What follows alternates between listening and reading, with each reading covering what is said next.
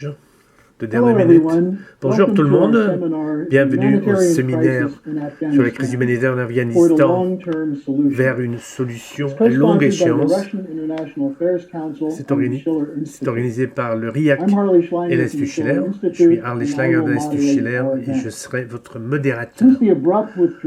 Depuis le retrait soudain des troupes américaines d'Afghanistan, suite à août 2021, quand les talibans ont pris le pouvoir, il y avait des avertissements très clairs qu'une aide humanitaire était absolument indispensable. 6 mois sont passés et cette crise est toujours là.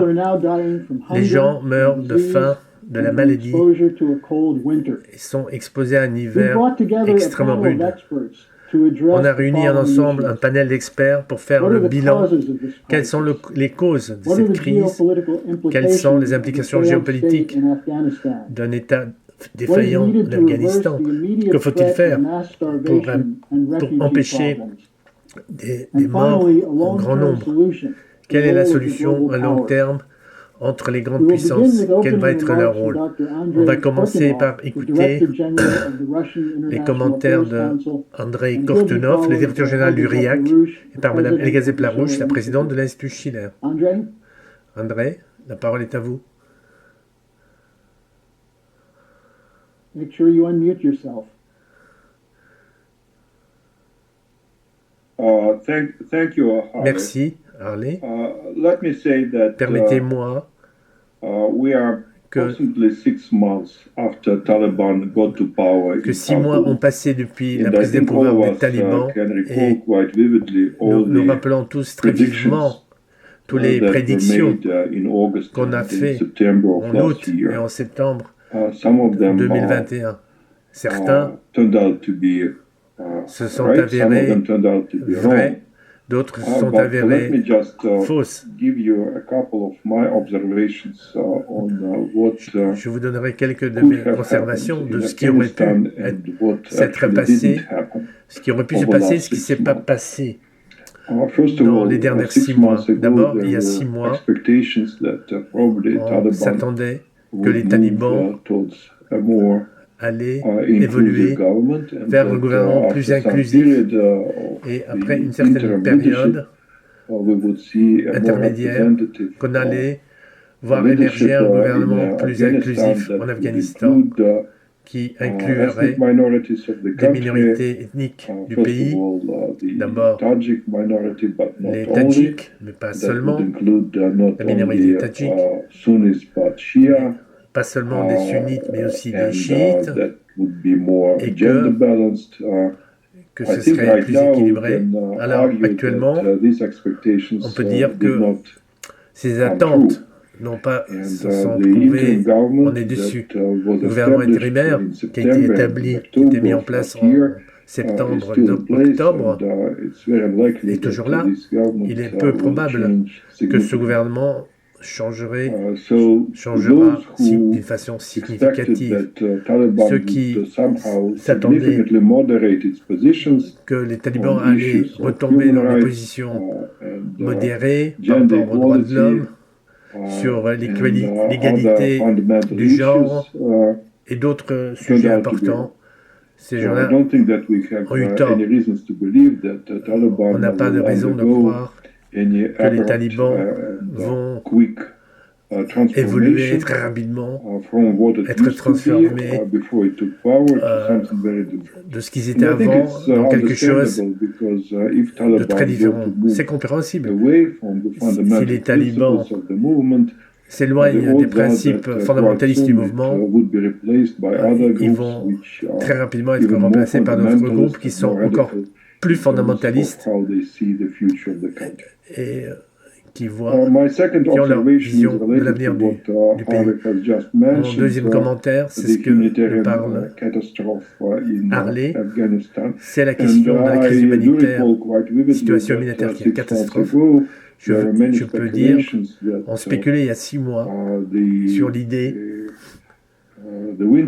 que l'hiver entre 21 et 22 allait être un désastre et que ce sera absolument ravageur, avec beaucoup de morts, de froid, de faim, le manque de médicaments, les pénuries de carburant dans les régions urbaines et à la campagne, et que le pays allait tomber dans le chaos et la désintégration. Je ne veux pas sous-estimer la souffrance en Afghanistan.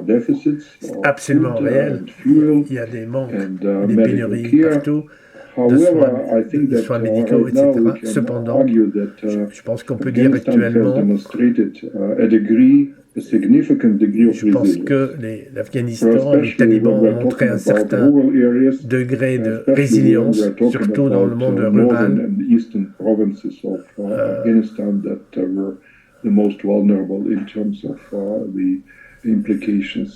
et pas les régions orientales. La situation, évidemment, n'est pas acceptable et va se dégrader encore plus. Mais je voudrais dire que l'Afghanistan a survécu pendant ces derniers 6 mois dans un certain degré. On peut penser que ça peut s'améliorer ce printemps. Dans le monde, certaines productions agricoles sont en cours. Il y a des relations avec les pays voisins. C'est une situation extrêmement difficile, mais pas entièrement critique par rapport à la survie du peuple afghan. Mon troisième point est sur la question de l'opposition. Une fois de plus, il y a 6 mois, il y avait même l'espoir que l'opposition allait contester le pouvoir des talibans et qu'on verrait dans plusieurs endroits où le pouvoir des talibans aurait pu être mis en question. Mais je pense qu'actuellement, après une demi-année, nous pouvons conclure que le leadership actuel a réussi à consolider son pouvoir et que les enclaves de l'opposition sont relativement petits et qu'il n'y a pas un vrai défi posé au pouvoir des talibans, ni les supporters de l'ancienne direction, ni par Daesh ou l'État islamique du Khorasan ou d'Al-Qaïda. Les pouvoirs du Taliban est bien installé et là pour la période à venir. Et donc, ils ont su consolider leur pouvoir. Et personne pourrait remettre ce pouvoir en question. Je pense également, si on regarde, si on prend du recul par rapport à ce qui s'est passé dans l'automne 2021, on pensait que la communauté internationale aurait une approche consolidée par rapport à l'Afghanistan. On a vu des résolutions des Nations Unies que la communauté internationale allait se mettre d'accord pour répondre à certaines demandes de l'Afghanistan, créer une plateforme pour des discussions, un dialogue. Pourtant, tout cela n'a pas eu lieu. Malheureusement, la communauté internationale est complètement divisée sur l'Afghanistan, tout aussi divisée qu'elle était il y a 6 mois. Il n'y a pas de consensus sur comment avoir des relations avec eux, comment les traiter, comment faire valoir nos demandes. Il y a un dénominateur commun très général, mais il n'y a pas vraiment une approche collective par rapport au problème. Et enfin, et je vais conclure avec cela, je voudrais dire, on spéculait il y a 6 mois qu'il y aurait une chaîne de reconnaissance formelle, internationale, du régime par des pays voisins, mais aussi d'autres, qui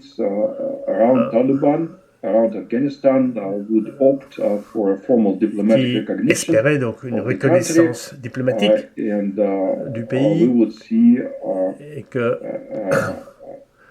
ça aurait une espèce de normalisation.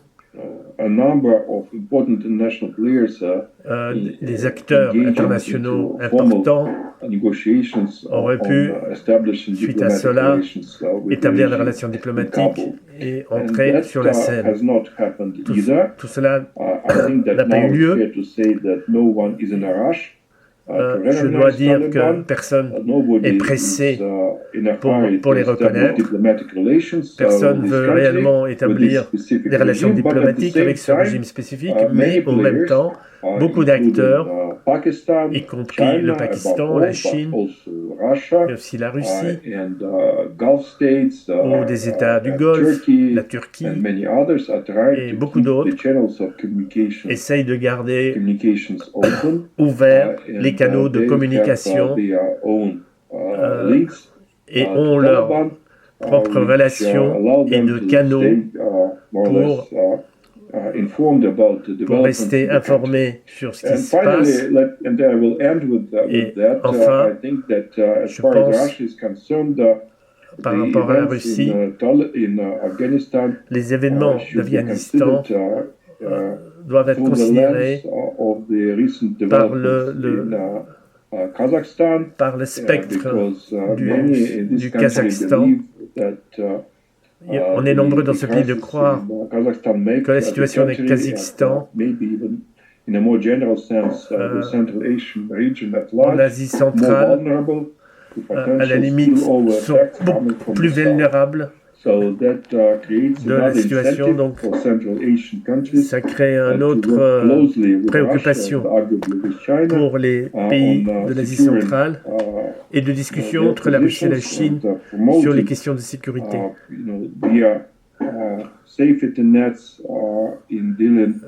Sur comment construire des filets de sauvetage par rapport aux défis que vont nous lancer ces territoires. Il y a l'attitude de plusieurs États de l'Asie centrale par rapport à l'Afghanistan, notamment le désaccord entre l'Ouzbékistan et le Tadjikistan, sur quelle approche avoir, et les talibans en particulier. Et ces différences ne vont pas disparaître et risquent de s'aggraver par l'avenir. Donc, je remercie et je suis ouvert à une discussion productive sur la question. Maintenant, Madame Helga Zappler-Busch, la fondatrice et présidente internationale de l'Institut Schiller. Bonjour Harley, bonjour Andrew et les autres. J'ai un point de vue un peu différent. Je pense que toute personne responsable des sanctions contre l'Afghanistan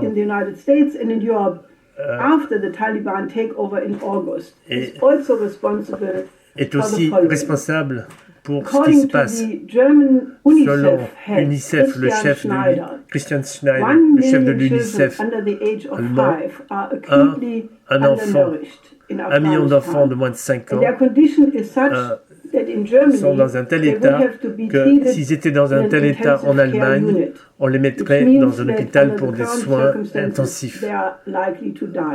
Et dans les circonstances actuelles, il est quasiment certain qu'ils vont mourir. Selon l'ONU, 8,7 personnes souffrent de situations graves de sous-alimentation. 54% de la population, 24 millions, sont dans une situation de grande incertitude pour leur existence, y compris alimentaire. De plus en plus de familles vendent certains de leurs enfants dans l'espoir de pouvoir faire survivre les autres. Et les gens vendent leurs organes. Également, les médias de masse aux États-Unis, en Europe, suite à une grande poussée d'informations, n'apportent quasiment plus rien sur cette crise humanitaire qui est en train d'avoir lieu. Les dirigeants de ces pays de l'OTAN, qui sont si rapidement partis de l'Afghanistan en août, savaient évidemment que 80% du budget venait de l'aide étrangère et de donateurs à l'étranger. Et que l'annulation de ces fonds, le gel des fonds et des actifs de l'État allait étrangler le pays en moins de 24 heures. Après 6 mois de tragédie en cours et des appels nombreux qui ont eu son, qui n'ont pas été entendus, on peut se demander quelle est l'intention de cette politique. L'argument que les talibans, d'abord, pour reconnaître les droits de femmes, devient totalement absurde quand ces femmes sont quasiment mortes. S'agit-il de saboter la capacité des talibans de maintenir un État fonctionnel jusqu'au point où l'opposition, y compris Daesh, Al-Qaïda et l'État islamique et les seigneurs de guerre et de la drogue, puissent prendre le pouvoir? Les conséquences sera une nouvelle guerre civile sanguinaire où la population civile, menacée de la faim, de la maladie et du froid, de la varicelle et de la diarrhée, etc., sera écrasée. Des millions de réfugiés vont tenter de se réfugier à l'étranger. Ce sera la suite du grand jeu défini par Bernard Lewis et Zbigniew Brzezinski, qui défendait et préconisait la distribution géopolitique de la Russie et d'empêcher l'intégration économique de l'Eurasie par les nouvelles routes de la soie. En utilisant le terrorisme et la drogue, ce sont des instruments de guerre. Si cette politique réussit, ce sera un acte supplémentaire dans l'autodestruction de l'humanité qui a maintenant un point décrit par le bulletin des scientifiques nucléaires comme on est à 100 secondes avant minuit, dans la montre qui nous amène à l'autodestruction. Moi, j'ai lancé l'opération Ibn Sina à Vicennes, qui a vécu il y a 1000 ans, qui était un des grands médecins de toute l'histoire humaine, dans les références et les qualifications médicales ont été une référence en Occident. Son père venait de Bart, de l'Afghanistan. À un moment de l'épidémie du coronavirus, il est très important de commémorer à Vicennes qui a reconnu l'importance de l'isolement, de la quarantaine. À cela s'ajoute que c'était un esprit de la Renaissance. Il peut devenir un drapeau pour sauver l'Afghanistan. L'opération Ibn Sina peut amener de deux façons une amélioration de la situation. D'abord, ça peut être le synonyme de coopération internationale pour construire un système moderne de santé publique et d'amener de la nourriture pour le peuple afghan. Tous les pays frontaliers des États-Unis et les pays européens qui sont battus, qui étaient sur le terrain pendant 20 ans dans le cadre de l'OTAN, ont une obligation morale qui doit maintenant les conduire à aider les pays qui sont dans cette situation. On peut encore éviter le pire. À cela, à l'aspect humanitaire, l'opération Ibn Sina apporte une dimension stratégique. La Russie et la Chine l'Inde et la Russie, les plus grandes puissances militaires, pourraient coopérer dans ce cadre. Ce sera une politique pour renforcer la confiance mutuelle pour un avenir partagé. Contrairement à Taïwan ou l'Ukraine, l'Afghanistan n'est pas au centre des objectifs stratégiques des grandes puissances, alors que l'Inde a évidemment un intérêt dans la stabilité des pays voisins. Les grands formats, les grandes puissances, la Troïka Plus, la SCO et l'Organisation internationale de coopération islamique peuvent, pour sauver l'Afghanistan, tout cela peut être un pas vers un nouveau paradigme international. Sans cela, il ne sera pas possible d'apporter une situation de survie durable de l'humanité. Il y a un potentiel explosif de déstabilisation autour de l'Ukraine et de Taïwan. On doit aussi montrer l'aptitude morale de l'humanité à survivre et elle est mise à l'épreuve en Afghanistan. Ce n'est pas notre sécurité qu'on doit définir dans les Hindoukouches, comme Peter Struck a dit en 2004, pour motiver la participation allemande dans la guerre d'Afghanistan. Mais c'est notre humanité. Les stratèges militaires doivent prendre en compte ce qui peut être un domaine non familier dans la pensée stratégique militaire, les conditions morales de la population. D'abord, leur propre population et celle de leurs adversaires. Quand la Révolution française a échoué, Schiller disait qu'un grand moment a trouvé un peuple petit. Cette grande occasion existait et les gens n'ont pas été à la hauteur. Il a continué qu'à partir de là, toute amélioration dans la situation politique ne pouvait que se faire que par l'ennoblissement du caractère de l'homme, l'éducation des capacités, la capacité d'empathie est le plus grand besoin de notre époque, parce que cela réveille la compréhension de l'autre,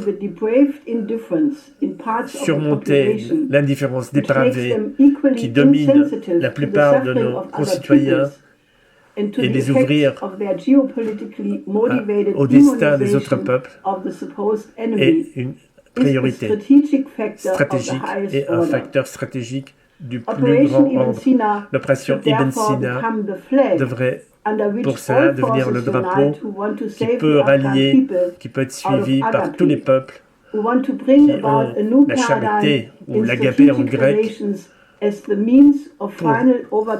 pour surmonter la menace de la guerre. Et nous devons défendre l'humanité de notre espèce. Merci. Merci, Helga. Maintenant, parmi les experts sur ce panel, peuvent parler, ils ont une période de parole de 10 minutes afin de permettre aux questions période de questions. Donc là, je passe la parole à Jim Jatras, diplomate américain, ancien conseiller du leadership républicain au Sénat états-unien. Comment mettre fin à cette guerre, à cette crise en Afghanistan. Jim, merci Harley, merci merci André et Helga pour leurs commentaires. Je ferai plutôt un commentaire plutôt qu'une présentation formelle par rapport à ce qui vient d'être dit. That Colin Powell enunciated sometime around the invasion of Iraq. You break it, you pay for it. In a sense, I guess we did pay for Iraq many times over. Il y a une loi aux États-Unis non écrite qui s'est dit tu le casses alors tu le payes. Et je pense qu'effectivement on l'a cassé. Nous, les Américains, on a cassé Afghanistan. On a versé des milliards de dollars dans ce pays. C'est presque 1000 milliards de dollars en tout. Et le pays reste cassé. Ce qu'on n'a pas mentionné, dont on n'a pas parlé, après 20 ans de présence américaine et occidentale et des guerres civiles par les États-Unis et ses alliés. Et quel est le résultat? On a un pays ruiné. On peut parler de l'aide humanitaire. On peut adoucir. Elga a mis le doigt sur un sujet très important, ce qui doit être fait, et que les gens qui ont été là doivent... On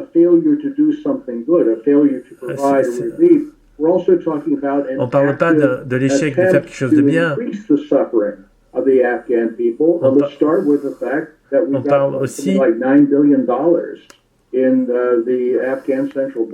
On parle déjà des 9 milliards de dollars d'avoirs de la Banque centrale afghane qui sont actuellement gelés. Sous prétexte que le pays n'est pas fiable. Alors, tout cet argent n'est pas disponible pour le pays, pour disposer de son propre argent. Il y a tout l'équipement militaire que nous, les Américains, avons abandonné. Ça, les talibans peuvent le vendre à l'étranger pour trouver un peu d'argent. Mais la question de la reconnaissance formelle du gouvernement, je comprends l'hésitation des pays de le faire. Je ne vais pas me lever un jour et dire, voilà, tel ou tel pays, j'aimerais voir Kaboul. De l'autre côté, voilà, les talibans sont là. Je vois personne qui pourra les remplacer dans les années à venir. Il n'y a pas d'alternative. Ce serait super si c'était plus inclusif. Ce serait super si... Mais il y a certainement des limites, comme Andrei l'a souligné. Il y a des limites de ce que les talibans peuvent être. Et ceux qui veulent les virer sont encore pires. Donc, en tout cas, il y a des décisions assez dures qu'on doit faire. On doit voir au-delà des décisions individuelles. Mais il faut voir la mentalité des Occidentaux qui font. Comme on l'a vu en Allemagne, après il y a eu le blocade même de l'Allemagne après 1945, après la capitulation. Mais il y a cette mentalité dans les pays, dans les décideurs occidentaux, donc, qui disent, voilà, on n'a pas pu gagner, mais au moins on peut détruire le pays, quoi. Voilà, quoi. On a vu ça en Syrie. Le gouvernement de Bachar al-Assad a gagné. Mais voilà, on ne peut pas arrêter les sanctions. On ne peut pas arrêter à continuer à détruire ce pays et d'infliger des souffrances au peuple syrien. Je pense qu'il faut être honnête. L'intervention d'Afghanistan n'avait rien à faire avec les attentats du 11 septembre ou de lutter contre le terrorisme. C'était Wilkinson. C'était complètement géopolitique. C'était pour des raisons géopolitiques qu'on a envoyé des troupes américaines dans un des endroits les plus compliqués du monde pour empêcher une intégration de l'Eurasie et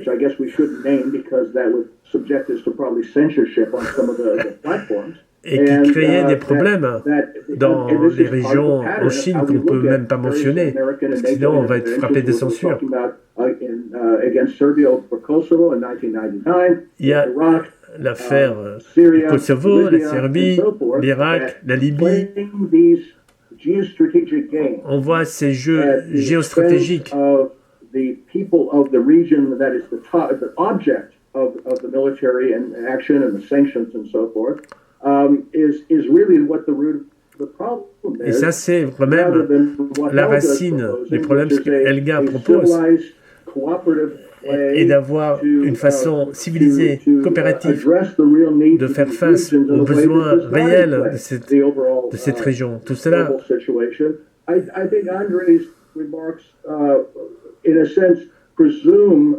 les remarques d'André, tout cela suppose la bonne volonté des acteurs. Et pour l'instant, je ne vois pas cette bonne volonté à Washington et les Européens. Ils ne sont pas prêts à le faire, ça. Il n'y a pas de bonne volonté. Ils veulent un jeu à somme nulle d'influence géopolitique. C'est ça le grand jeu du 19e siècle. Ils préfèrent plutôt ça, plutôt que d'intervenir et sauver les gens de la région et stabiliser cette région. Parce que ça serait une bonne chose. Il y a to seeing reason, to seeing the demands of humanity when it comes to Afghanistan and other regions, whether we're talking about Ukraine or Kazakhstan. Il y a des gens qui sont sensibles à Washington aux besoins humanitaires. But we're not there yet. Mais il y a encore un long chemin. Il y a encore un long chemin. Cette conférence est un effort excellent d'avoir des propositions concrètes. Et le chemin sera long, mais on y va. Il faut qu'on bouge et qu'on fasse changer les choses. Merci, Jim. Notre prochain intervenant est Temur Umarov, chargé de recherche au Centre Carnegie de Moscou. Vous avez la parole. Merci beaucoup de m'inviter dans cette conférence. Merci pour les commentaires. C'est vraiment très intéressant ce que vous dites. Je veux commencer en disant quelque chose de très simple, que la crise afghane est très compliquée. Je pense pas qu'il y a personne à l'intérieur de l'Afghanistan ou ailleurs qui réellement sait comment le résoudre ou qui peut vraiment anticiper l'avenir de ce pays, y compris à court terme. C'est évidemment un pays qui a beaucoup souffert, pas seulement depuis 20 ans, mais même peut-être depuis 40 ans, car à cause d'une situation à l'intérieur de ce pays et l'implication massive de puissances étrangères dans ce pays. Donc, il y a un manque, un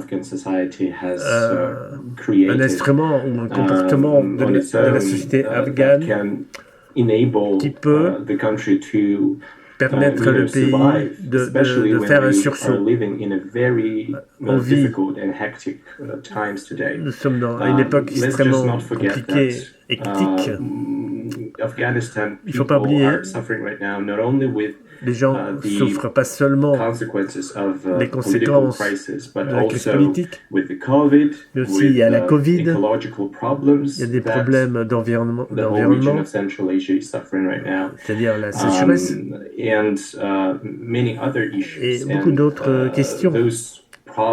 Ces problèmes sont devenus routiniers et c'est très compliqué de les gérer quand vous n'avez pas un gouvernement stable et pas un gouvernement qui n'est pas reconnu ou respecté.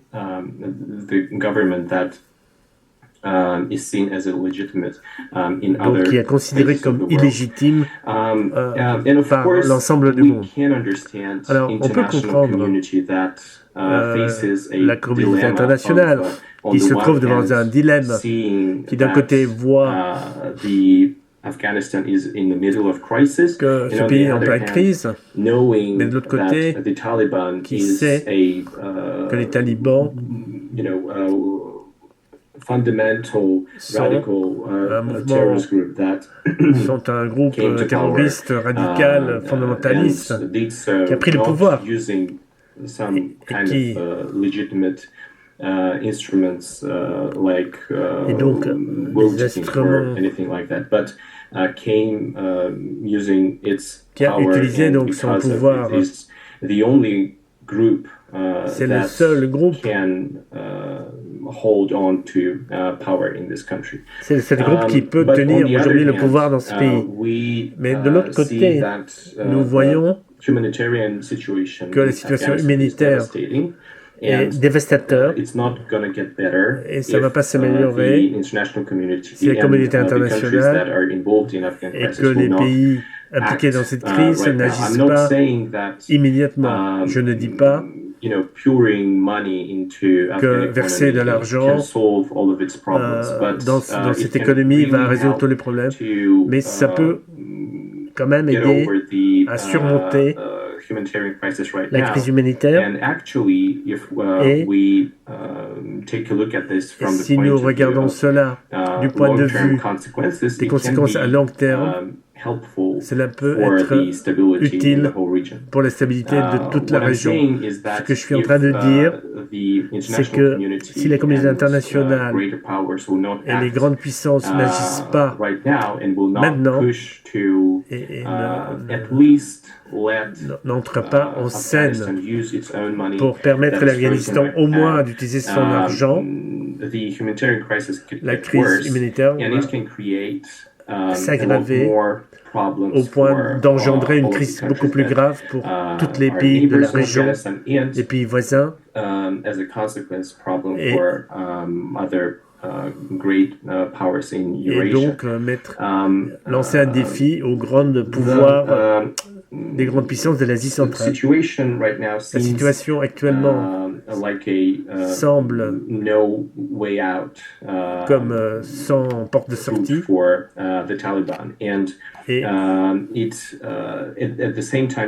au même temps, cela a créé de la frustration à l'intérieur du gouvernement. Et les talibans, ce n'est pas un groupe unifié, consolidé. Ils ont leur propre... Ils partagent pas tous les mêmes opinions à l'intérieur du groupe. Avec la crise qui se développe, cela donne la main, ça donne en fait le pouvoir aux gens les plus radicaux qui ne croient pas à la diplomatie, qui ne voient pas la sortie dans les négociations. Ils ne veulent pas attendre qu'arrive l'aide d'autres pays, mais ils veulent juste gouverner comme les talibans l'ont fait dans le passé. Pour la période courte où ils étaient au pouvoir. Ceci crée un dilemme et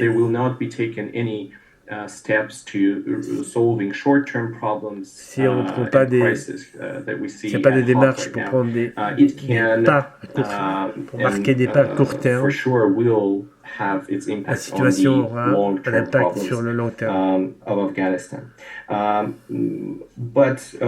Cependant, quand nous parlons de quel pays pourrait influencer la situation, la première qui me vient à l'esprit, c'est les grandes puissances comme la Russie ou la Chine.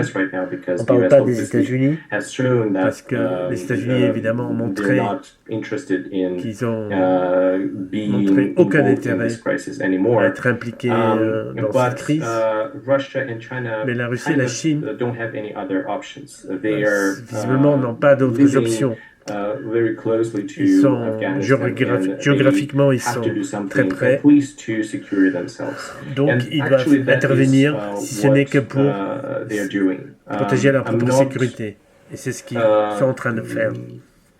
I don't believe that Russia and China are interested in getting involved into ne veulent pas s'impliquer domestic issues too much dans les affaires internes being de l'Afghanistan. Ready to solve the Afghan crisis in the long term. Russia and China résoudre la crise à long terme. Afghanistan's Ils veulent borders simplement to be secured. Sécuriser les frontières. The only thing they want is to Et ce qu'ils veulent have the guarantees that et des garanties any crisis that que toute Afghanistan crise faces with qui arrive en Afghanistan, que ça reste sur place et ne se transmet pas à travers les frontières. Mais si on regarde smaller players are saying, les acteurs we plus will see petits, the difference here on verra la in the différence approach of resolving dans the Afghan l'approche. crisis. And here I talk about Je parle Uzbekistan's position l'Ouzbékistan, on Afghanistan, sa position sur l'Afghanistan, qui est assez unique en Eurasie. Depuis très longtemps, en Ouzbékistan, a fait comprendre il voit l'Afghanistan comme une partie de l'Asie centrale. L'Ouzbékistan, ils veulent une Afghanistan plus dynamique sur le point économique. Et l'Ouzbékistan veut réellement voir l'Afghanistan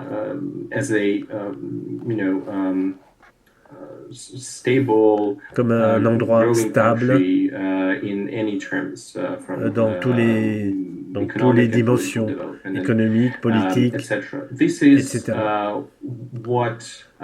Ça, c'est l'approche que devrait être l'approche d'autres pays, mais malheureusement, beaucoup de pays this is logical, and any country is when it comes to foreign policy seeks its own pragmatic évidemment, dès qu'on parle de politique étrangère, chacun regarde son intérêt et je ne critique personne, mais en ce moment, il n'y a pas d'intention de grands pays, de grandes puissances et de la communauté internationale de s'engager là, de faire quelque chose à long terme, à part les puissances régionales. Quand on parle de l'avenir de l'Afghanistan, il ne faut pas ignorer la volonté de petits pays de s'impliquer dans les solutions, et qu'il faut vraiment regarder, prendre en compte cela dans nos analyses. Donc je reste disponible pour vos questions. Merci beaucoup, Temur. Maintenant, je passe la parole à Graham Fuller, qui pendant 25 ans a été donc responsable d'opérations à la CIA en tant qu'analyste. Branchez votre micro. There. Can you hear me? Yes, fine, loud and clear. Vous m'entendez? Oui. I would just Je voudrais juste like to say a couple of words in Russian quelques for reasons mots that I will explain in a en moment. russe, pour des raisons que j'expliquerai Вот ensuite. почему я хочу сказать несколько слов на русском языке. Потому что когда я работал как разведчик в Афганистане, это было уже почти 40 тому назад, я больше всего занимался тем, что делают русские, так сказать, тогда советское присутствие в Афганистане, больше, чем я занимался тем, что происходит в Афганистане самом. Так, я думаю, что это начало вот большой проблемой, что мы видим на международной уровне теперь. Okay, I just wanted to say a few words in Russian simply to say that parce que ce que je veux when I was serving as an intelligence officer in Afghanistan, comme un officier du renseignement en Afghanistan, l'emploi de la langue russe était plus important. C'était plus important que la langue locale. Ça explique bien ce qui ne va pas avec le système international. Je n'étais pas le seul, quelqu'un qui voyait la situation de cette situation. L'Afghanistan, pendant des années, était vu comme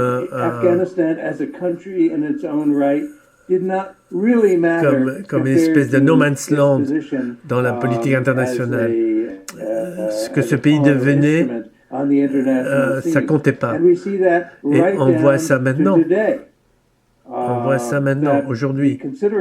Les considérations des grands de la politique internationale sont vues comme plus importantes et semblent plus naturelles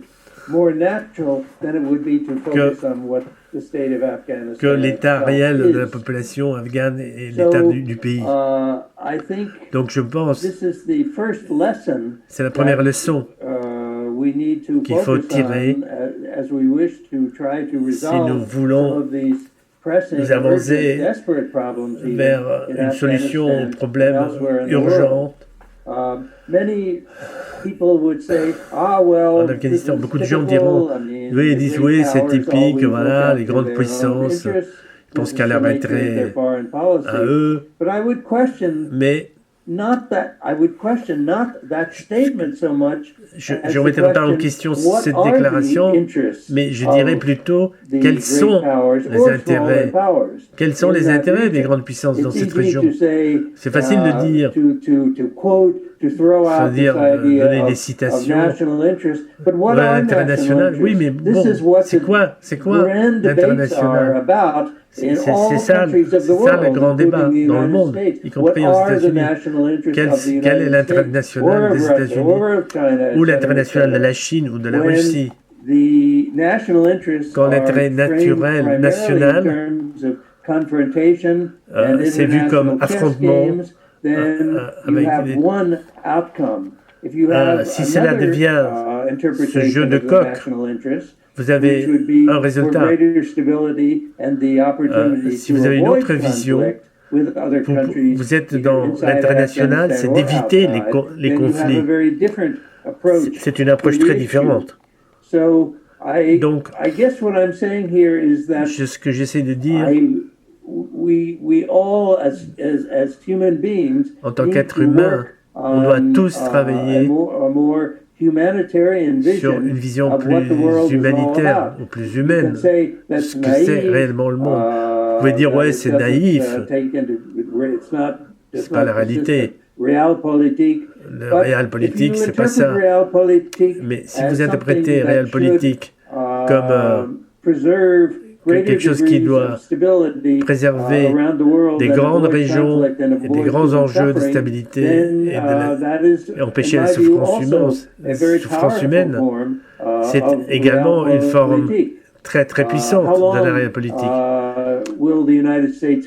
Pour combien de temps les États-Unis vont croire qu'elle peut des litmus tests sur l'Afghanistan ou sur d'autres pays du monde avant de réellement coopérer avec eux? Quels tests, quelles épreuves est-ce qu'on impose sur un pays qu'ils ont détruit pendant 20 ans d'occupation? Donc, finalement, il faut avoir ce concept. Ce qu'Elga dit est vraiment important. Il faut une vision plus élevée, plus éclairée de ce que la communauté internationale doit devenir. du point de vue de la perspective américaine, il y a des pays, avec les 3 pays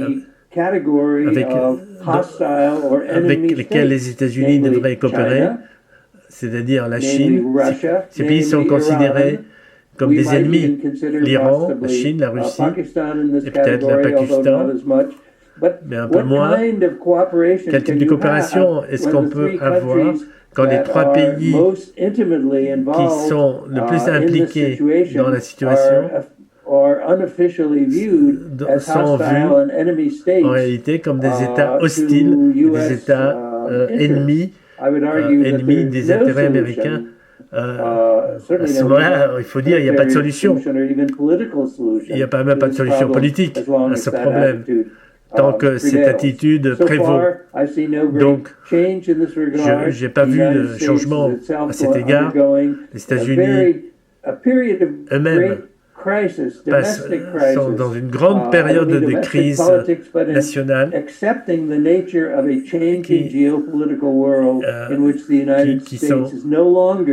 ne peuvent pas accepter le changement de la géopolitique internationale où les États-Unis ne peuvent plus faire la loi partout dans le monde. C'est très dur à reconnaître. Après 20, 30, 40, depuis la fin de la Deuxième Guerre mondiale, un rôle dominant des États-Unis, et ça n'a pas toujours été complètement mauvais. Mais si on regarde la chute de l'URSS ou les attentats du World Trade Center, alors cette mentalité politique a fini par dominer la pensée américaine, la politique américaine, et a amené un désastre à sa propre politique américaine dans plusieurs endroits. Il y a l'Afghanistan, les gens pendant cette discussion excellente ont mentionné la Syrie, le Yémen est un autre cas, où il y a cette pensée, cette interprétation étroite de ce que c'est l'intérêt national américain. Ça prévaut au lieu d'une vision plus large et à plus long terme,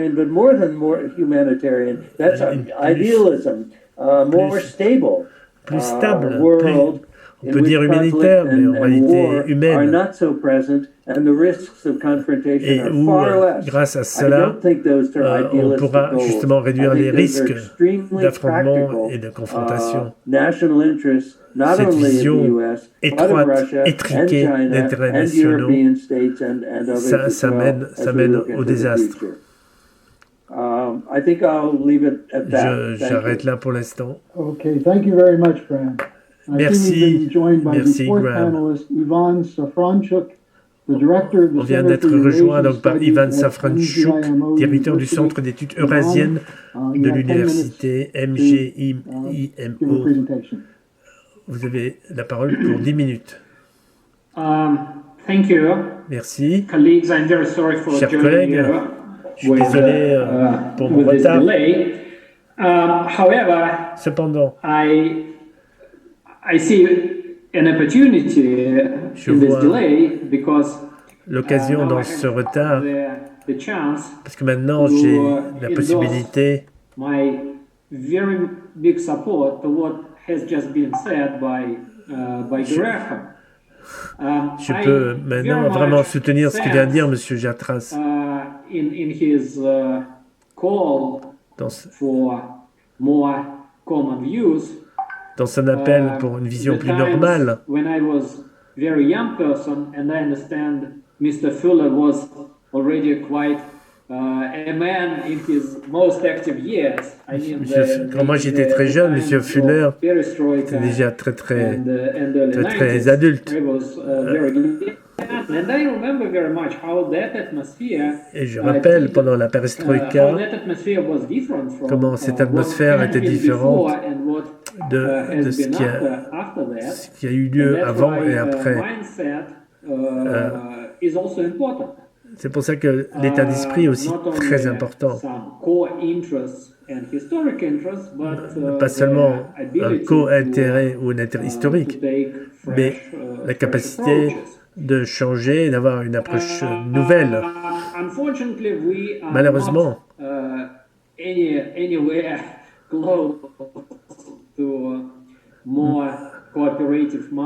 on est très loin de cette coopération que nous souhaitons tous. Il y a la compétition globale et les éléments de compétition sur le plan régional. En Afghanistan, actuellement,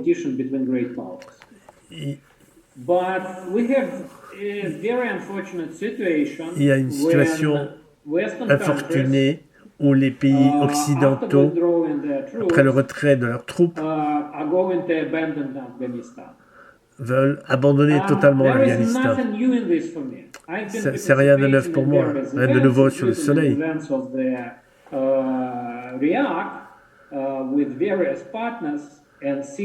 Dans le cadre du RIAC avec différents partenaires, depuis septembre, octobre, j'ai toujours dit la même chose. Après l'hiver, probablement l'Afghanistan sera abandonné par tous.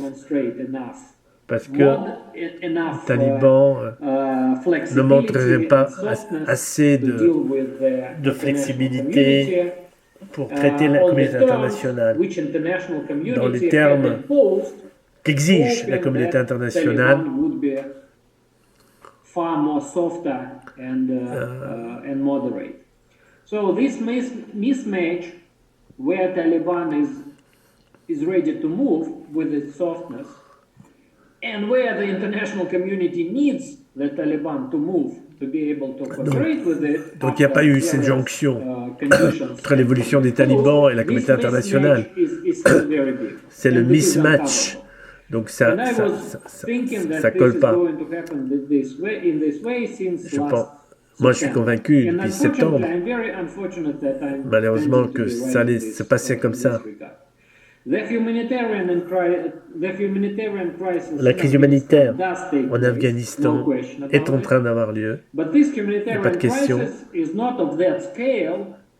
Mais ce n'est pas de l'échelle que la communauté internationale. Et ce ne semble pas assez grave pour la communauté internationale pour leur voler au secours. Actuellement, il y a un petit groupe de pays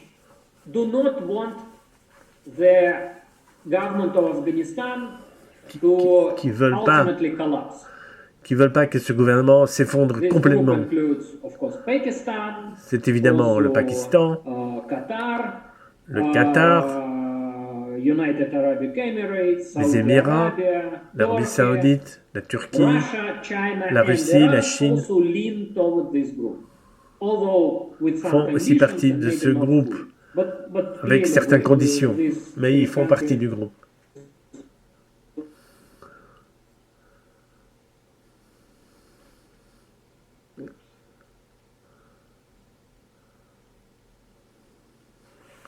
Oui, il y a un problème technique.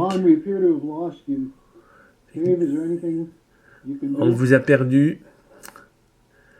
Si vous pouvez tenter de rétablir la liaison. On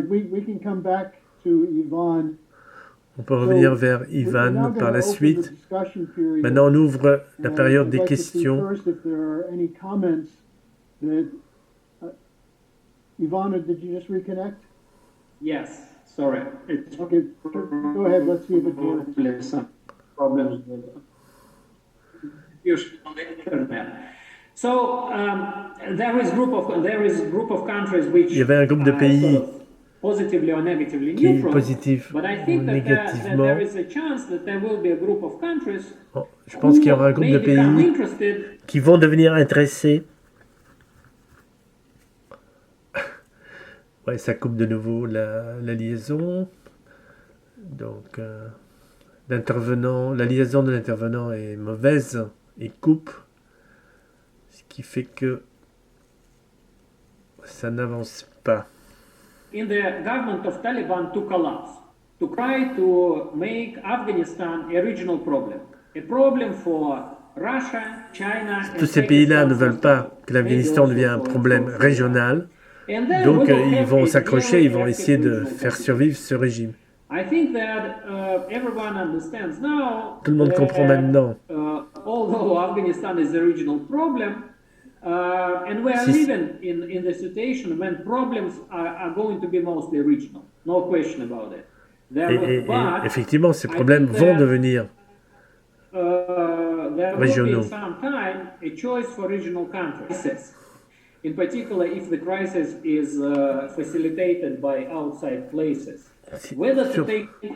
Surtout si des puissances étrangères mettent de l'huile sur le feu. Or to help to transit some of these consequences to other countries.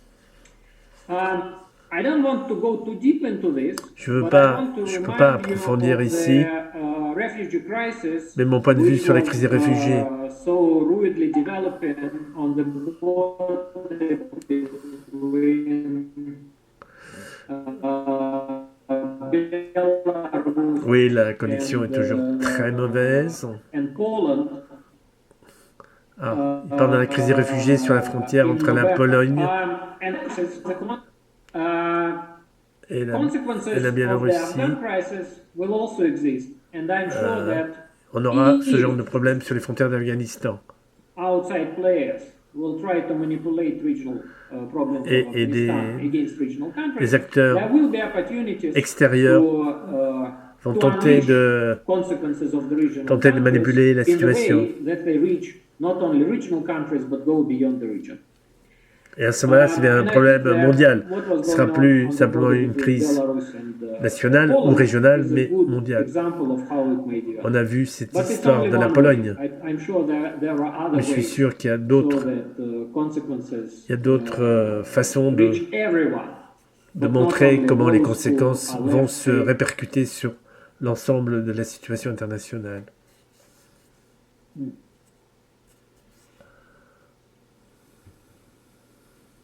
Well, we seem to have lost Ivan again.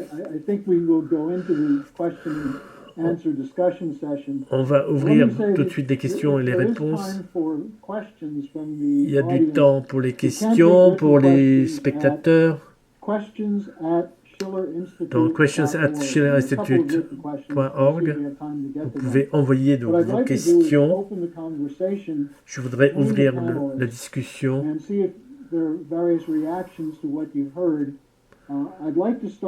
Je commence par Andrei Kortunov, s'il est encore avec nous. Dave, do you know, is Andrei still there?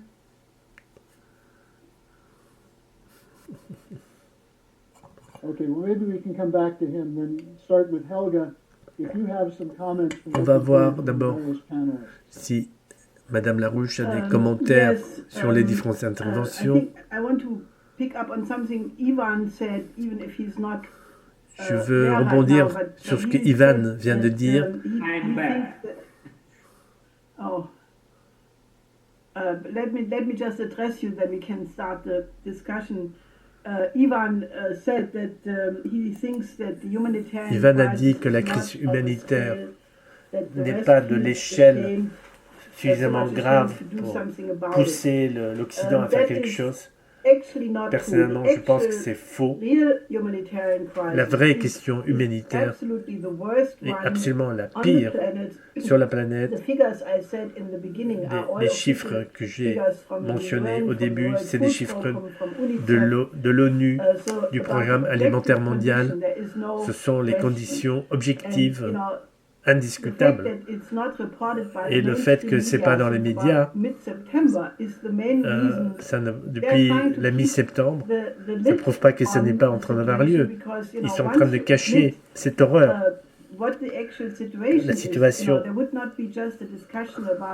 did Biden, be a failure by pulling out in such a sudden way, leaving all the so-called il n'y aurait pas un débat, savoir si Biden a bien fait ou mal fait dans sa façon de retirer, etc.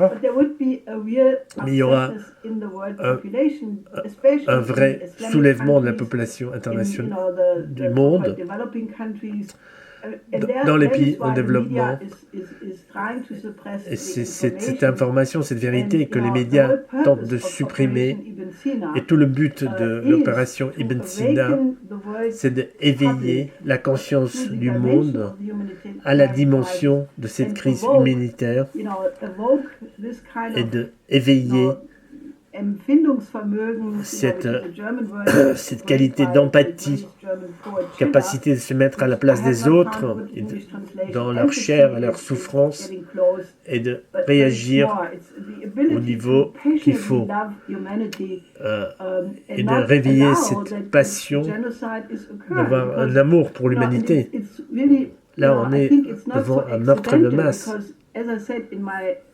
Comme je l'ai dit dans mes remarques, dans mon intervention, quand les forces de l'OTAN sont parties et quand toute l'aide extérieure a été coupée, tout le monde savait, c'était 80% du budget, c'était clair que ça allait. Imran Khan l'avait bien noté au moment de la conférence de l'Organisation des pays islamiques. Donc je pense l'épée de Damoclès qui nous pend au-dessus, tout cela va nous revenir comme un boomerang à la figure. À un moment donné, au tribunal de Nuremberg, on se demandait qui savait quoi, à quel moment, au moment où les crimes étaient en cours. Alors que maintenant qu'on pouvait simplement débloquer les fonds, les avoirs de la Banque centrale d'Afghanistan, arrive la question de la culpabilité. C'est pas très populaire, mais je trouve qu'il faut mettre un petit peu plus d'énergie et de ne pas laisser accepter ce qui est en train de se passer. Il s'agit de mobiliser les forces au niveau international pour remédier une situation intolérable. Mr. Chairman, may I have one word in reaction to Monsieur le modérateur, je peux rebondir?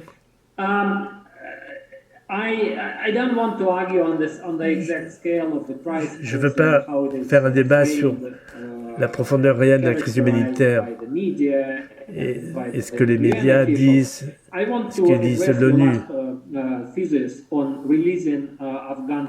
Je veux parler du déblocage des fonds de l'Afghanistan. L'appel pour débloquer ces fonds, c'est la bonne chose à faire. Bien que du point de vue politique, les gens disent c'est un problème. Mais même si on pousse pour cela, ça va aller nulle part, cet appel.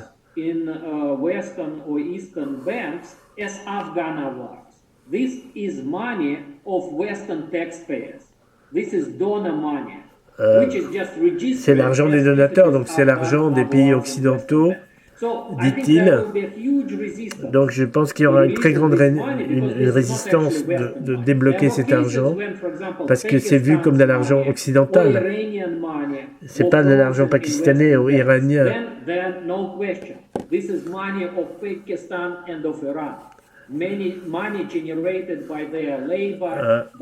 Comme de l'argent, si c'était de l'argent des Pakistanais ou des Iraniens qui était le fruit de leur travail, mais on ne peut pas dire que c'est l'argent afghan. C'est de l'argent du contribuable occidental qui a été mis dans la banque centrale afghane. Donc je ne pense pas que c'est possible. Que peut-on faire alors?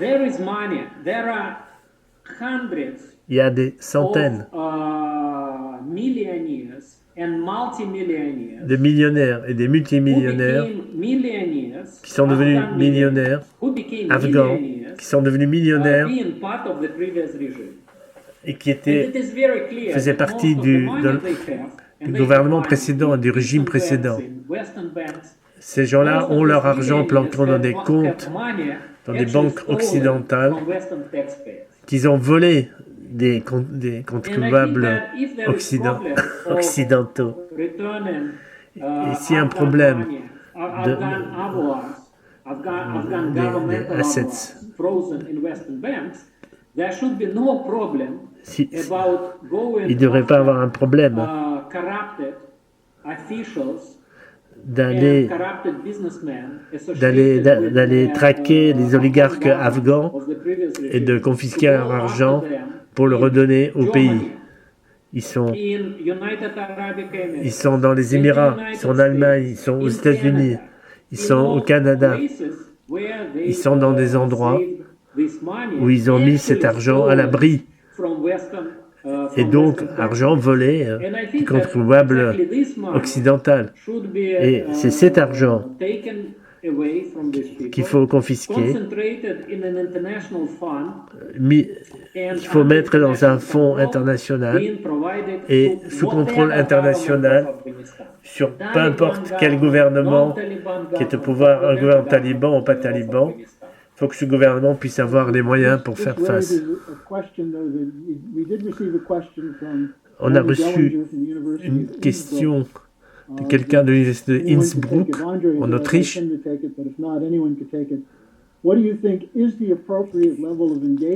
Quel est l'engagement qu'on peut avoir avec les talibans?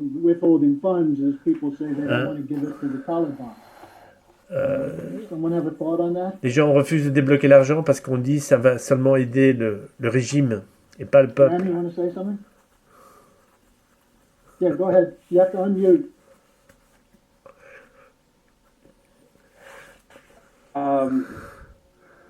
Graham Fuller répond.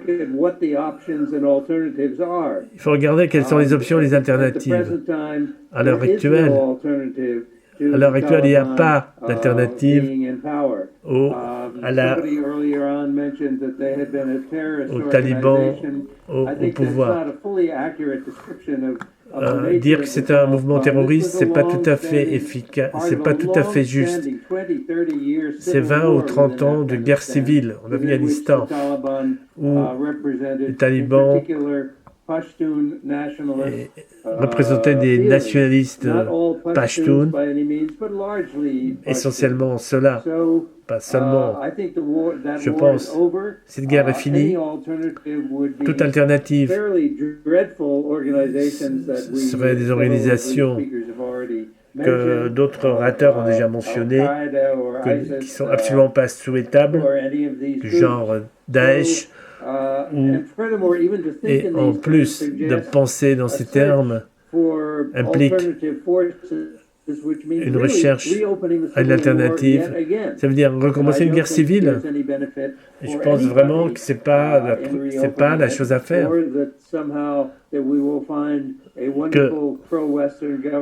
On va pas, il y aura pas tout à coup un gouvernement magnifique pro-occidental qui va tomber du ciel. C'est pas réaliste, il n'y a pas d'alternative réaliste. Et il faut accepter de vivre avec cela. L'épreuve qu'on impose sur ces régimes, c'est un problème, c'est pas une solution. Yeah, I also want to add. I think here we should think about. Je pense qu'ici il faut penser quels sont nos objectifs. On veut résoudre la crise humanitaire dès que possible, ou est-ce qu'on veut arriver à une forme de justice ici? Si on peut dire, pour être juste, il ne faut pas envoyer cet argent aux talibans, parce qu'il faut attendre qu'ils se transforment et qu'ils font un gouvernement inclusif, etc.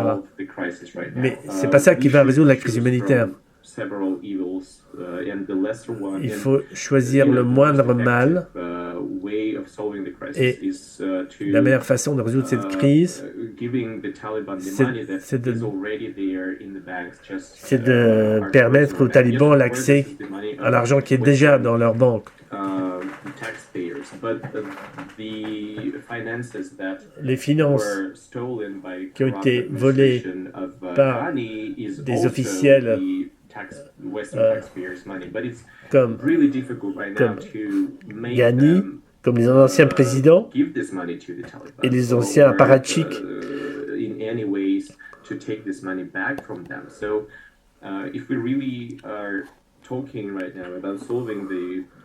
Si on parle de résoudre la crise qui se développe,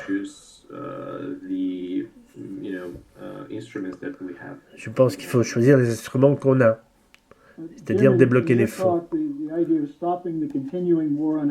Jim, tu proposais de... Comment vois-tu la politique de déblocage des fonds? Est-ce que c'est pas une forme de continuer la guerre? Oui, absolument.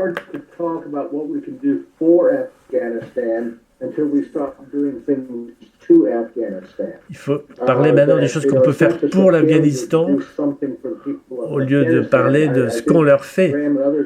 Parce que Graham et d'autres ont montré les pays frontaliers. Les pays frontaliers, ils ont tous leur intérêt de sécuriser les frontières. Pour eux, c'est clair.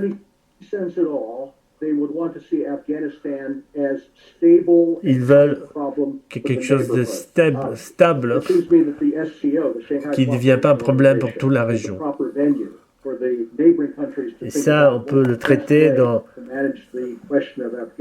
l'opération de... Quel est l'intérêt des Américains? Il n'y a pas d'intérêt. Les gens qui font la politique en Occident,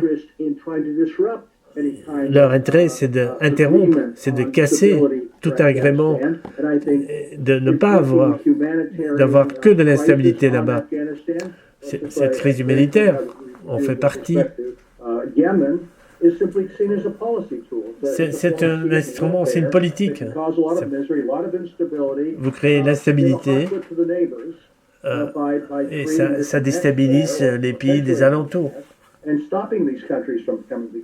Et ça empêche ces pays de travailler ensemble, de s'unir.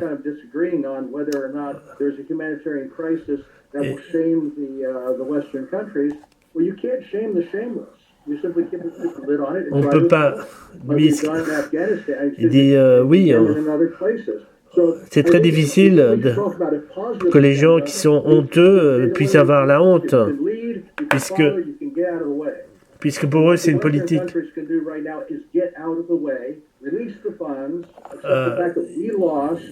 Il faut que les Américains acceptent de ne plus s'en mêler, qu'ils débloquent les fonds, au lieu de continuer à créer des guerres. Jim, tu as parlé de la Shanghai de l'organisation de coopération de Shanghai.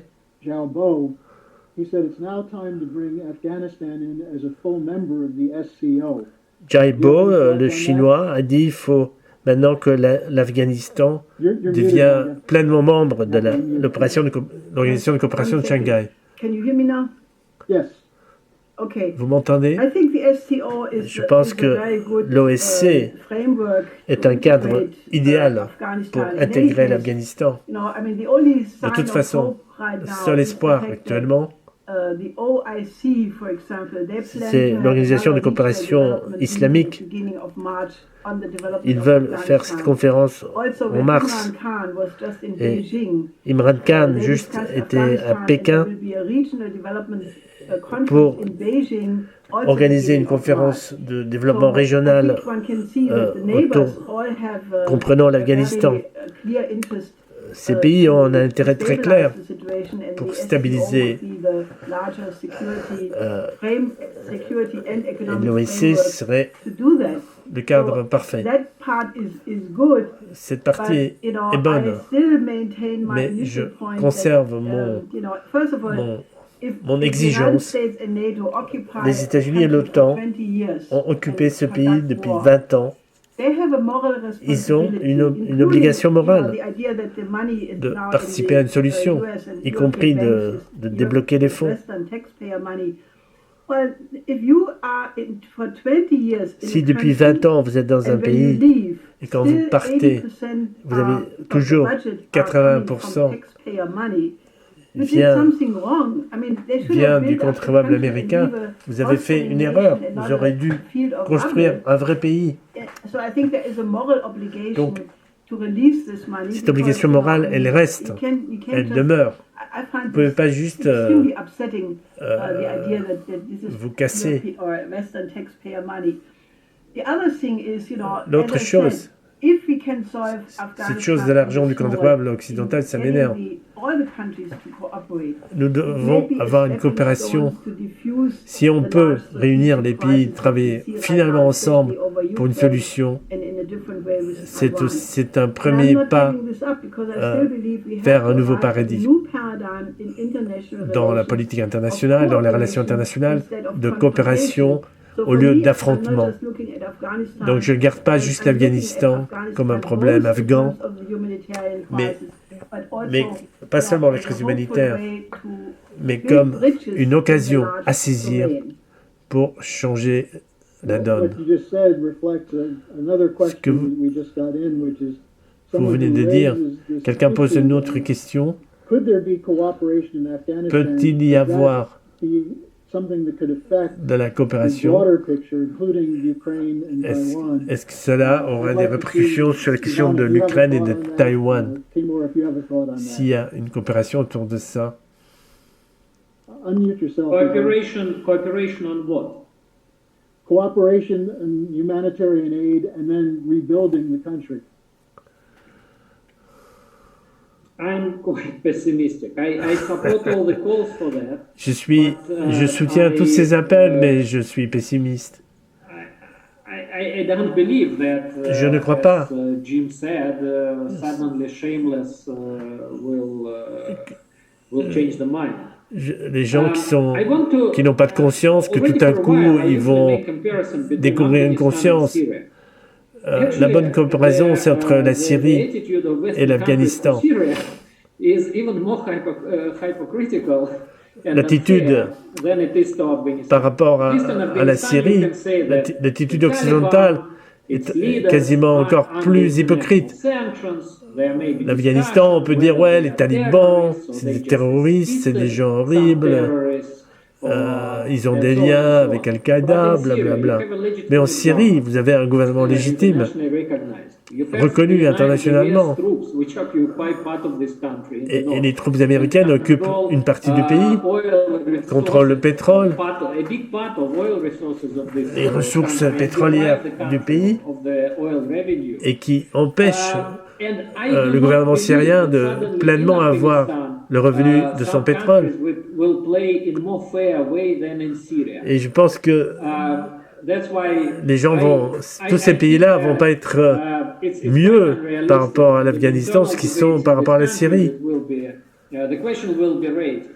La question va se poser. Pourquoi est-ce qu'on coopérait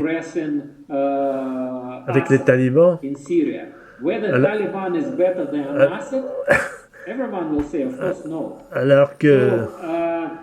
alors qu'on fait ce qu'on fait en Syrie? Je ne crois pas que... Je ne pense pas que bientôt il y aura un ordre du jour positif de coopération autour de l'Afghanistan ou la reconstruction. Le mieux qu'on puisse obtenir aujourd'hui, c'est d'éviter, c'est une compétition où des gens étrangers vont...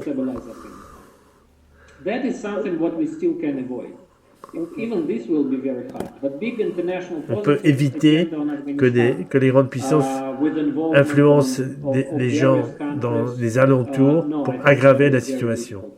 Et c'est très difficile. Let me see. Andre, are you there? Dr. Kortunov?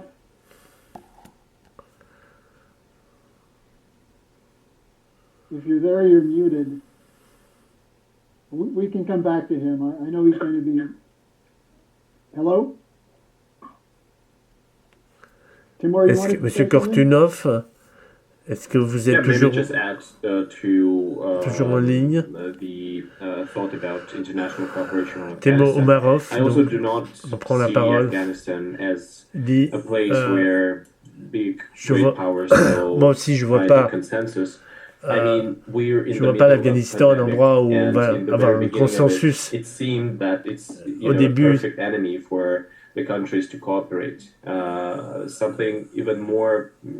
semblait un endroit parfait pour coopérer. Mais même la pandémie du coronavirus n'a pas rapproché les grandes puissances de travailler ensemble. Donc je ne pense pas que l'Afghanistan fera mieux. Donc une question plus large pour tous les panélistes. Il y a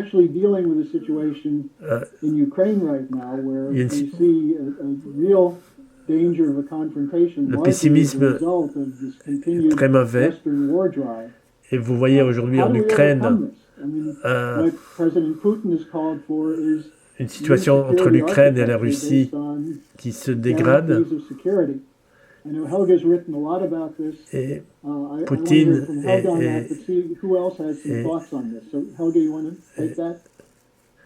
et Helga a tenté de recadrer ces sujets. Je pense que dans un monde qui change très rapidement, et cela aussi va impacter la situation en Afghanistan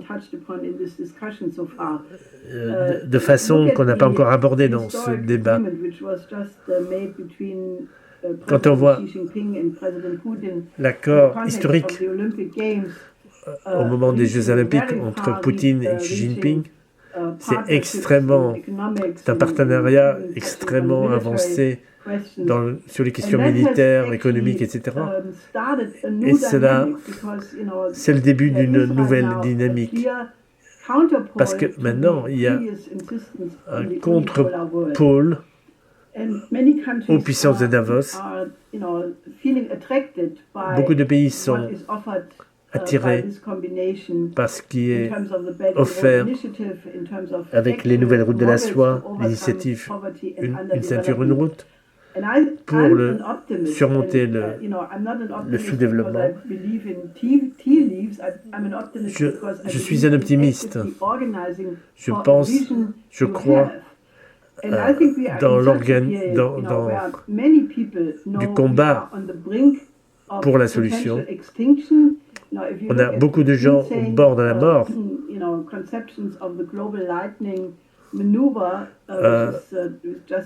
On a des manœuvres du Global Lightning en Ukraine.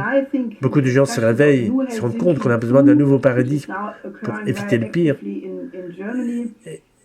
On voit, il y a une prise de conscience qu'il faut une nouvelle architecture de sécurité, y compris en Europe.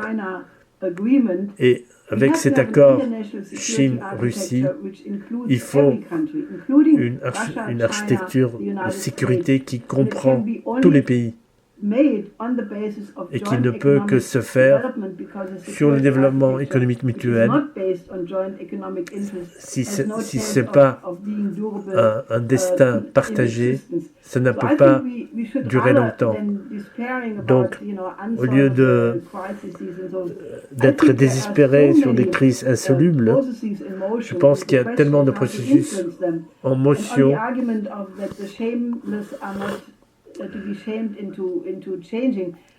Et l'argument qu'on ne peut pas forcer les gens qui n'ont pas de conscience tout à coup avoir une conscience, je peux vous dire qu'il y a quand même des gens qui ont encore un sentiment de honte.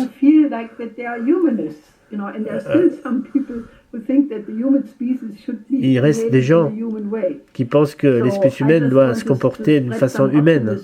Je veux juste infuser un peu d'optimisme et vous inciter à mobiliser des forces pour réaliser les solutions les meilleures et de ne pas rester assis et de sombrer dans le pessimisme.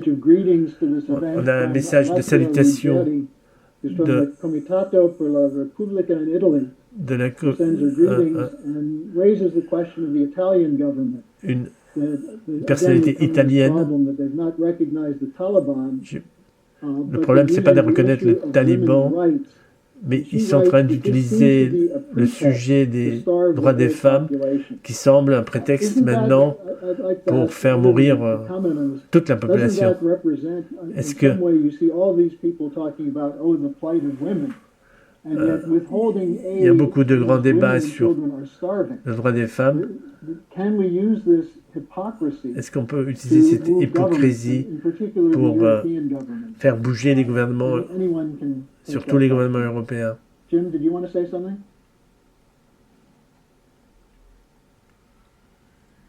Just very briefly. I share what Helga, agree with what Helga is saying. Moi, je suis d'accord avec ce qu'Helga a dit. Si elle était secrétaire d'État, on serait en une meilleure situation qu'actuellement. Simplement, il y a des gens dans un tas de pays, en Europe, aux États-Unis, qui aimeraient répondre d'un point de vue des valeurs humaines universelles. Malheureusement, ce n'est pas ces gens-là qui tiennent les manettes.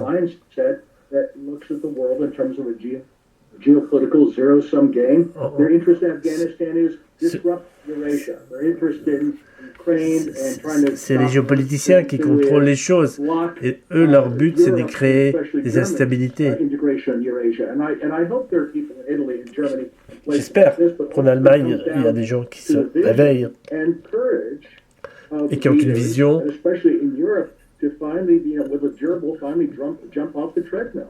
et qui sortent du rang pour obtenir ce changement qu'Helga indique. On est à quelques secondes de minuit, mais les gens en place et au pouvoir, ce n'est pas ceux qui vont nous tirer d'affaire. Graham, je suis assez d'accord avec tout ce qui vient d'être dit sur cette question-là. Je n'ai pas trop d'espoir pour un très très grand changement de la politique américaine pour les années à venir, mais j'ai plus d'espoir pour l'Europe occidentale qui peut commencer à dégéler, de nous sortir de cette vision de géopolitique d'un jeu à somme nulle, en particulier l'Allemagne, qui est proche de l'Europe de l'Est, qui est proche des réalités de l'Eurasie, de la Russie, beaucoup plus proche que d'autres pays et plus puissant. Donc, j'espère, bien qu'il y a tout ce battement de tambour pour la guerre, j'espère que beaucoup ont le sentiment que l'OTAN est vraiment déclinant, c'est une force qui est en train de mourir. Avant, il y avait l'URSS, et ça donnait un impetus à l'OTAN. Mais ces jours sont finis. Mais on peut documenter que c'est l'OTAN qui est en train d'allumer le feu, qui est en train de créer des affrontements bien plus que quelconque autre force. Donc je regarde beaucoup l'Allemagne et la France, le Royaume-Uni et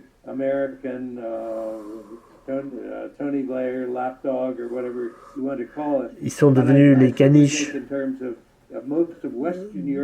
Mais les autres pays de l'Europe occidentale ont une vision plus claire et peuvent prendre la parole pour nous sortir des tensions et d'une vision monolithique des choses. Let me offer Yvonne a chance to comment on this Je donne une nouvelle chance à Ivan pour s'exprimer sur la situation. C'est clair que, quand même, qu'il faut faire quelque chose. Peut-être, vous avez quand même une idée sur l'Afghanistan ou sur tout.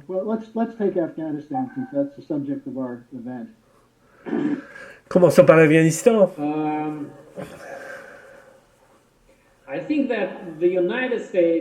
Je pense que les États-Unis peuvent devenir plus positifs dans leur engagement. S'il n'y a pas de partenaire régional pour les États-Unis,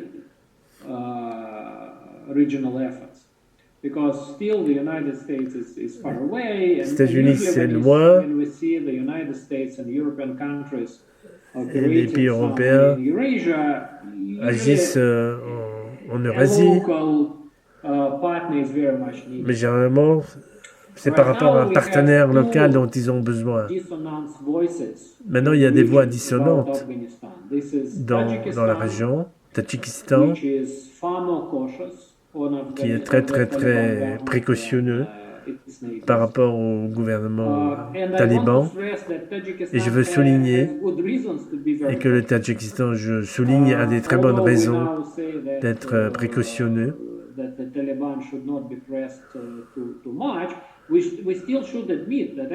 Il faut quand même admettre que les talibans ont mis en place leur régime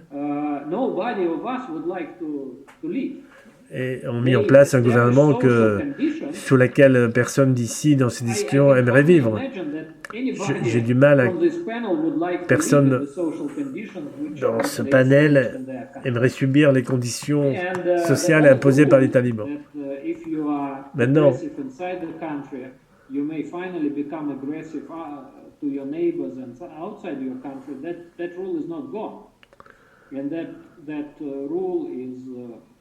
is based on the history of Europe and the world from the mid of the previous and from the first half of the previous century. That's why Tajikistan c'est pour ça que le Tadjikistan a des raisons d'être très préoccupé par le gouvernement des talibans. Il n'y a pas de doute. Après, il y a l'Inde. L'Inde est ambivalent sur la question. Ils en font une réalité, mais ça ne leur plaît pas. Donc, si les gouvernements de la région échouent pour avoir un consensus local qui pourrait aider les étrangers. Donc ça peut devenir des instruments de volonté de forces extérieures de créer des dissensions dans la région.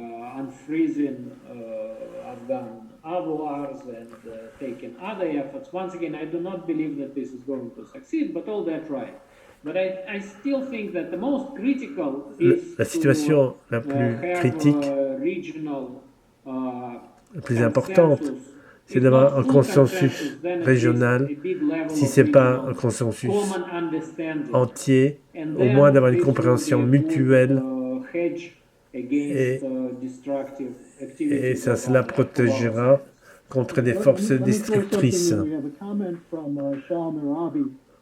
On a un commentaire de Shal Merabi, qui est un ancien de la Banque centrale afghane.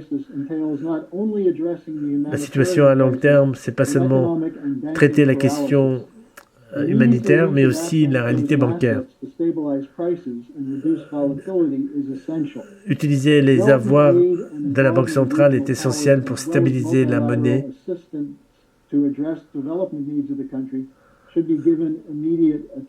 Et ça mérite une attention immédiate. Peut-être Temor, tu as d'autres idées Pakistani journalist who spends a lot of time in Afghanistan, who said that it's not only that there's not food available, but people have no money. So, do you have any thoughts on that? Mon ami, un journaliste pakistanais, dit que c'est pas seulement qu'il n'y a pas de nourriture, mais les gens n'ont pas d'argent. Another time that the humanitarian crisis, we can of course on peut speculate on that. Bien sûr spéculer sur a catastrophic situation, la situation catastrophique de la crise humanitaire ou pas catastrophique. I think there is a consensus among us that il y a un consensus entre nous que la situation sociale n'est pas bonne de la société et quelque chose devrait être fait du point de vue de la société internationale, de la communauté internationale, mais c'est juste une façon pragmatique pour ne pas laisser la situation dégénérer et empêcher que ça affecte les pays voisins. Malheureusement, nous sommes dans une situation où le peuple afghan sont abandonnés et que tout pays, que les pays autour n'ont pas les instruments, les outils, les moyens pour aider, et les pays qui ont ces ressources n'ont pas la volonté de les mettre en œuvre. Ce que je constate, c'est que la situation à court terme risque de s'aggraver nettement.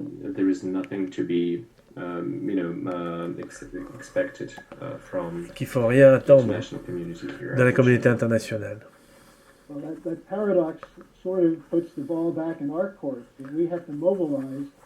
Ça nous renvoie, nous, à nos responsabilités, et que c'est à nous de mobiliser cette volonté politique pour qu'il y ait une intervention.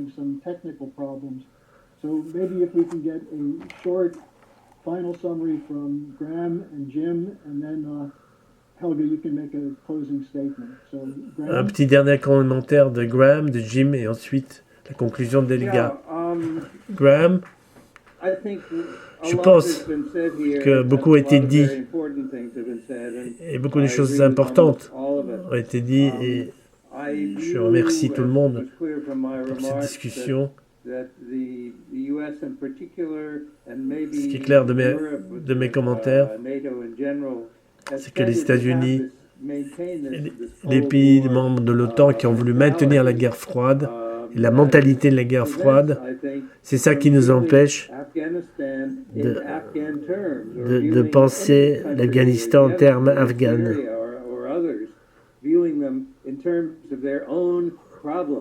et de voir leurs vrais problèmes qui ne sont pas seulement humanitaires, mais pour maintenir la stabilité et qui provoquent des clashs et des confrontations.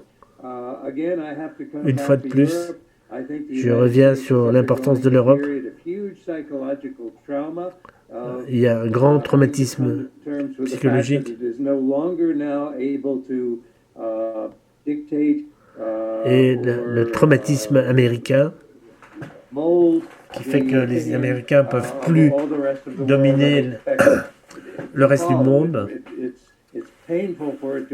C'est pénible pour eux de repenser complètement leur rôle. Et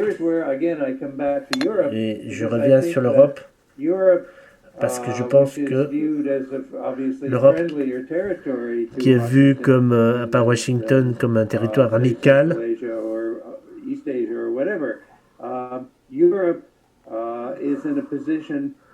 l'Europe est dans une position où elle peut aider les États-Unis à faire face à cette transition vers un monde multilatéral où C'est pas obligé que chaque pays doit être vu comme la grandeur par rapport à la grandeur américaine. C'est ce que je veux dire. Il est incroyable.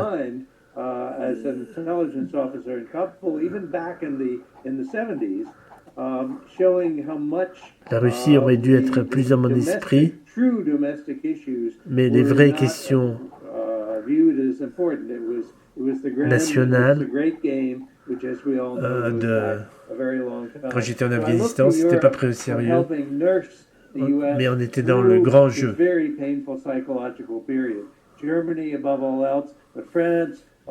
L'Allemagne, la France, l'Italie et d'autres pays, mais essentiellement en Occident, ce sera l'Europe occidentale qui peut faciliter cette transition psychologique américaine. We're now ready for closing remarks, and we'll start with Andre, your thoughts. Thank you, Harley. I think that our discussion Je pense que notre discussion suggère que la dimension humanitaire de la situation afghane reste un défi énorme pour la communauté internationale. Et malheureusement, la communauté internationale n'est pas unie sur cette question. Et ce n'est pas probable qu'on trouvera un consensus sur cette question ou sur ce qu'on peut y faire. Cependant, ça ne devrait pas nous empêcher de rendre l'aide humanitaire disponible pour ce pays, mais puisqu'il y a beaucoup de questions techniques en termes de comment on peut fournir cette aide,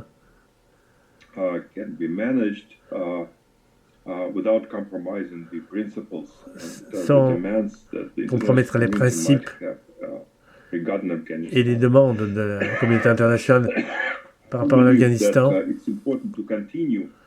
Nous croyons qu'il est important de continuer.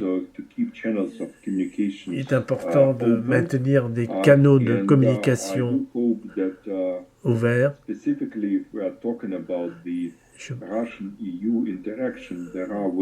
Il y a notamment l'interaction entre l'Union européenne et la Russie pour trouver un dénominateur commun de ce qui peut être fait et pas fait pour l'assistance humanitaire à l'Afghanistan.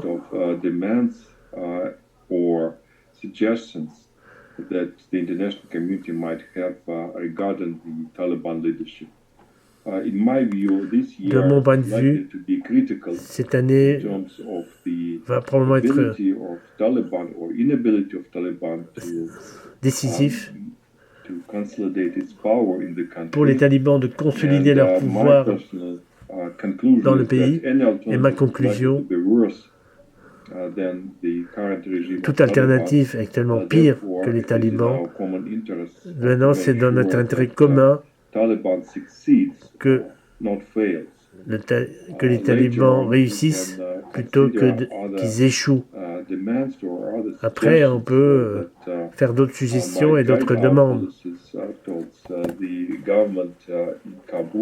par rapport à leur gouvernance, mais pour l'instant, en tout cas, les considérations humanitaires sont telles qu'elles deviennent prioritaires sur toute autre considération. En tout cas, je vous remercie pour cette discussion très intéressante. Maintenant, la parole est à Helga pour conclure. Je suis d'accord avec André. Je suis d'accord qu'il faut commencer par la crise humanitaire. Certainement, j'aimerais pas vivre sous un gouvernement taliban, mais si vous évaluez la situation, toutes les alternatives s'empirent. la guerre civile, plus de misère, dans un pays où les gens, depuis 40 ans, ont vécu dans une situation de guerre. Et les gens ont peut-être du mal à comprendre ce que cela veut dire. Il faut de la compassion, il faut participer au destin du peuple afghan et commencer par le caractère sacré de chaque vie humaine. Il n'y a pas de différence entre un nourrisson américain, allemand ou afghan. C'est l'amour des parents et c'est l'avenir du pays. Si on commence par cette question humanitaire, et il faut une approche double, il faut une mobilisation internationale pour l'aide humanitaire, où actuellement la nourriture est un médicament. Il faut la nourriture, il faut l'aide médicale, il faut construire un système de santé digne de ce nom, parce qu'on a les épidémies, on a besoin d'hôpitaux. L'opération Ibn Sina est une tentative de faire des alliances entre les hôpitaux d'Europe, des États-Unis et sur place pour les former. Ça, c'est le premier niveau. Ensuite, il faut construire l'économie de l'Afghanistan. Et ça veut dire intégrer l'Afghanistan aux projets régionaux qui sont déjà en train d'être mis en œuvre. Ça veut dire le corridor économique Chine-Pakistan. Ça veut dire le col du cyber.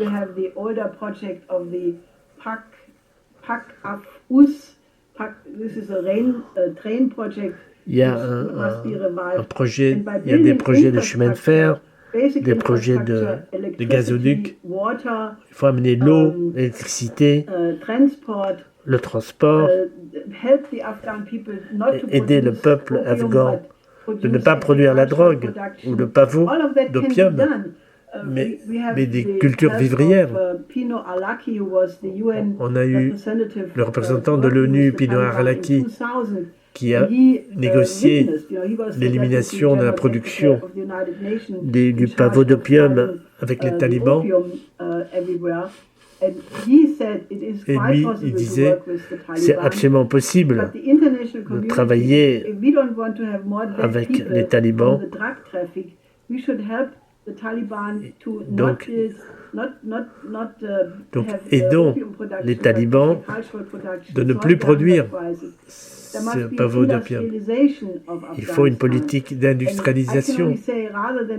Et je dis toujours, plutôt que de tomber dans le désespoir, une situation qui est très très mauvaise, je pense qu'il faut prendre cette idée de l'opération Ibn Sina et de faire un appel aux pays occidentaux de sortir, de faire un pas en avant.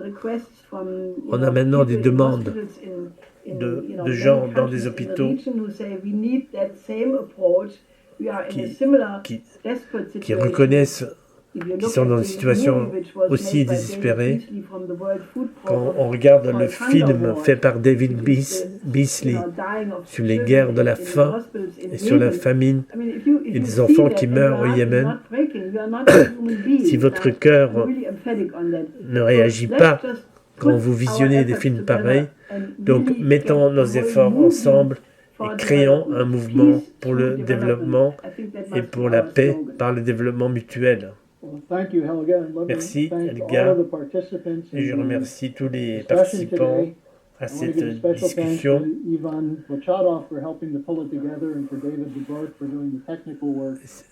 Spécialement Ivan Safranchuk.